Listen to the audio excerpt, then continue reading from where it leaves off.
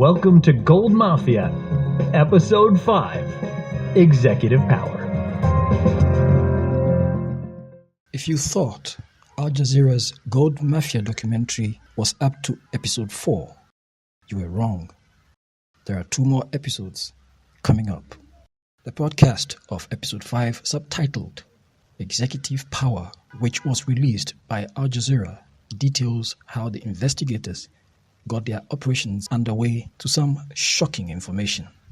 Ms. Singh, who was one of the undercover journalists, expressed surprise at how Uber Angel and his team responded, even after they had told him that the money was dirty.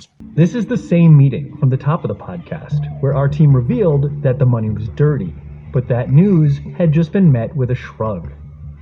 What did they do when you said it was black money? Don't worry, it's fine. First of all, we didn't see this happening. This was the first meeting. Usually first meetings go slow. So this is your first inclination that you've hit the jackpot here in terms of the operation. How are you handling this? Is the reporter side of your brain jumping out of her skin? So yeah, my brain's going in overdrive because we had not expected things to progress so quickly. God, we can do it right now. We can make the call right now, and it's done right this minute. Very quickly after speaking to Scott, he gets us on the phone with Henrietta Rushwaya, who's president of the Zimbabwe Miners Federation. She said she was surprised how things progressed so quickly with Angel and his team because they had opened up so many loopholes which aided their investigations. So it's really important that he would be in office because you're investing with the president, right? That was what surprised us. Previously, we were talking to people who had managed to build connections to the president. But now we were speaking to the person appointed by the president, who told us he represented the president and could make decisions on his behalf. What was really surprising was even from that first meeting, they opened up so many doors without knowing who we were. Ms. Singh described Angel and his team as chaotic when they met.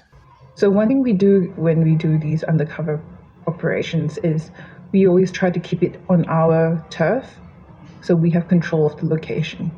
But they changed on us 2 or 3 times. They cancelled again and said, no, you've got to come to us. And that's something usually we're quite uncomfortable in doing. Did they do that just because they were testing you, or was it just because they were shambolic? So that's the thing. We thought that maybe they were onto us, so they were just really cautious people. But no, they were just chaotic. Absolute chaos.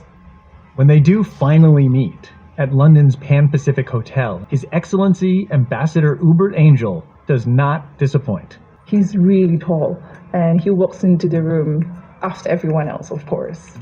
A lot of it is a show, and he's good at it. The undercover journalist said on the channel's podcast that the so-called facilitation fee of $200,000 was part of the scheme to launder money through the use of presidential motorcades. The facilitation fee will be $200,000. That's non-negotiable. That has to happen. But we're told the money will buy more than just a meeting.